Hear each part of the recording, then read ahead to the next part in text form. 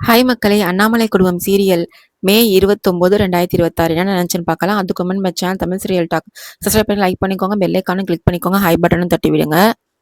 வெண்ணிலா வருணுக்கு phone பண்றா. "நீ எதுக்கு சும்மா ஃபோன் பண்ணிட்டு இருக்க? மீட்டிங் அட்டெண்ட் பண்ணணுமா வேணாமா? அடிக்கடி ஃபோன் பண்ணாத" அப்படின்னு சொல்றான். "இல்லைங்க, இன்னைக்கு வந்து வீட்ல சுமங்கலி பூஜை இருக்கு. நீங்க மறக்காம வந்துருங்க. எனக்காக வரலனாலும் அத்தைக்காச்சும் வாங்க.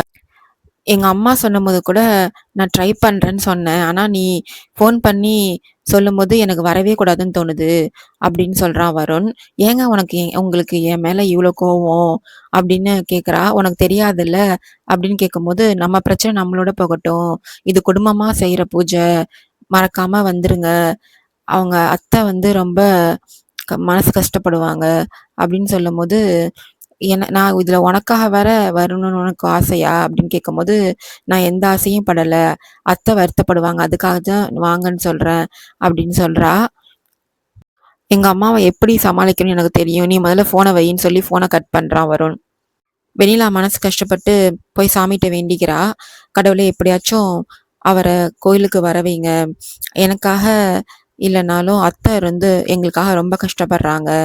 அவங்க என்ன மாடர்னா மாத்துனாங்க அவருக்கு பிடிக்கணும்னு. இப்போ இங்கிலீஷ் டியூஷன் வச்சு இங்கிலீஷ் சொல்லி தராங்க எனக்கு.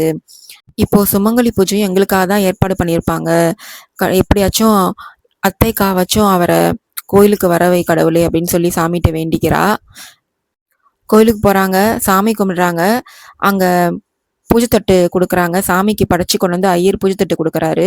அத வந்து வான்மதி வாங்க வராங்க. அப்போ அண்ணாமலை சொல்றாங்க, "இது வந்து வெண்ணிலா வாங்கட்டும்" அப்படின்னு சொல்லும்போது, வெண்ணிலா வாங்க சொல்றாங்க. வெண்ணிலா வாங்கிக்கிறா. இவ போய் ஓரமா கோவமா நின்னுக்கிறா. அதுக்கு வந்து லீலாவதி சொல்றாங்க, "இது வெண்ணிலாவுக்காக நடத்துற பூஜை. அதனால தான் அண்ணாமலை வந்து வெண்ணிலாவ வாங்க சொல்றா" அப்படின்னு சொல்றாங்க.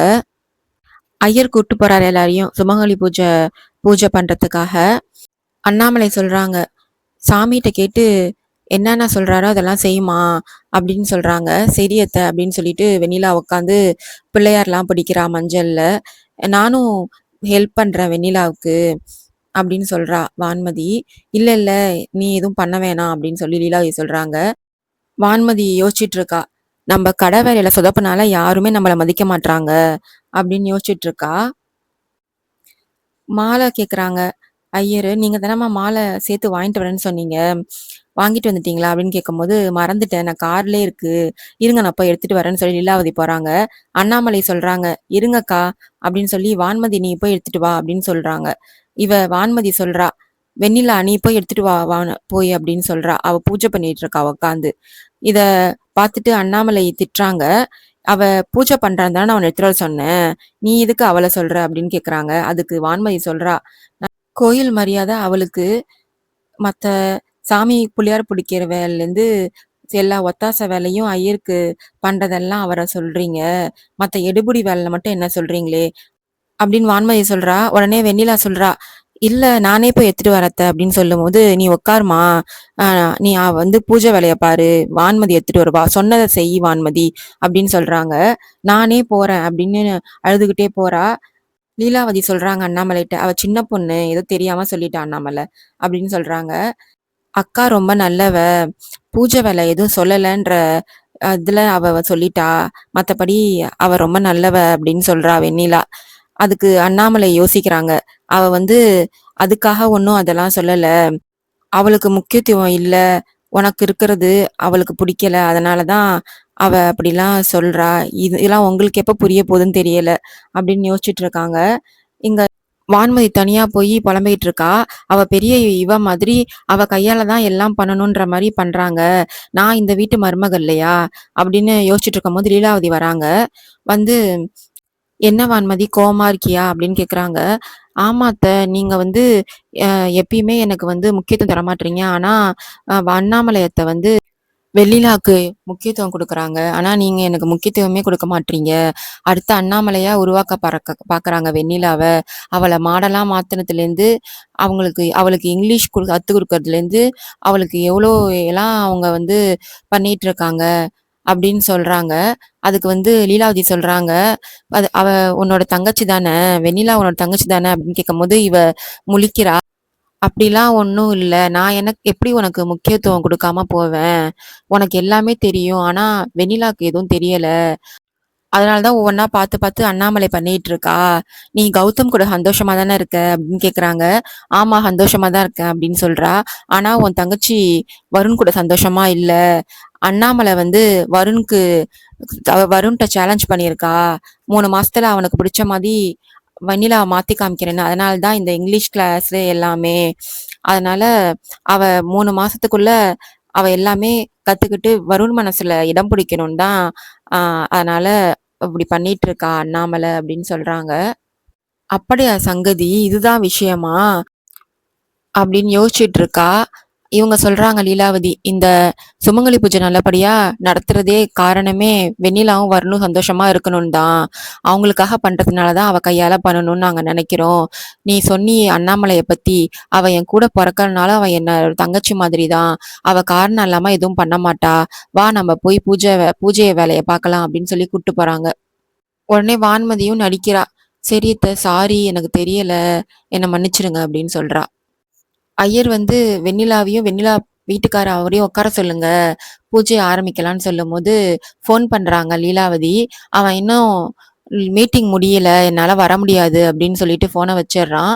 வரத்துக்கு லேட் ஆகுமா அண்ணாமல அப்படின்னு சொல்றான் வருண் அப்படின்னு சொல்லும்போது, சரி மத்தவங்கலாம் அவங்கவங்க வீட்டுக்காரோட உட்காருங்க பூஜையில அப்படின்னு சொல்லும்போது, வெண்ணிலாவும், லீலாவதியும் தனியா போய் நிக்கிறாங்க. மத்தவங்கலாம் உட்காரத்துக்கு ரெடியா இருக்காங்க. அப்பவே கௌதமும், உத்தமனும் வந்துட்டாங்க.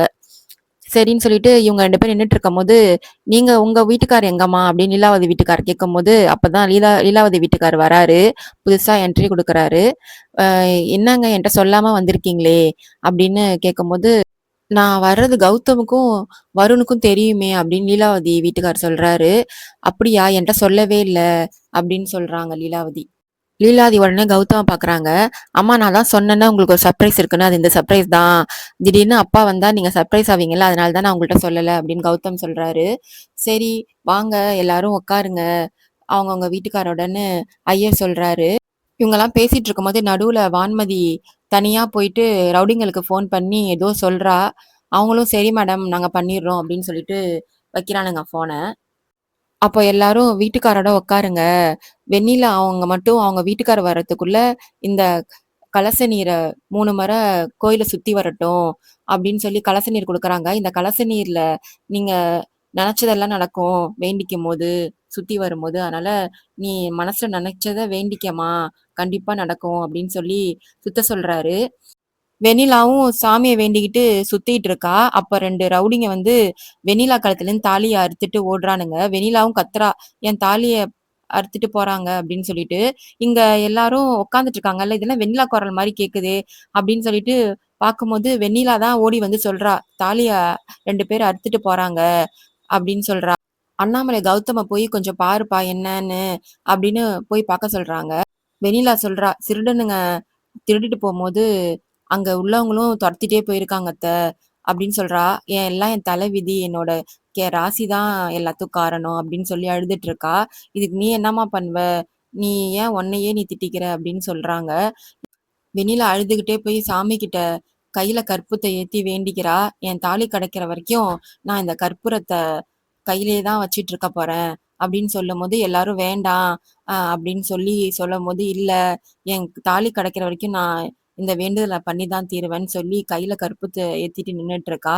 அப்பதான் கௌதமும், உத்தமனும் வராங்க. அவன காணோம். ஒவ்வொருத்தவங்களும் ஒவ்வொரு சைடா பிரிஞ்சு போயிட்டாங்க. "எங்களால கண்டுபிடிக்க முடியல சித்தி" அப்படின்னு சொல்றாங்க அண்ணாமலைட்ட. "இங்க பாருடா, இவ கையில வந்து கற்பூரத்த ஏத்திட்டு இருக்கா. க க செயின் கிடைக்கிற வரைக்கும் அவ இப்படிதான் இருப்பாளாம்" அப்படின்னு சொல்லிட்டு இருக்காங்க. "வேணாம் வெண்ணிலா, இப்படிலாம் பண்ணாத. கை என்னாத்துக்கு ஆகுறது?"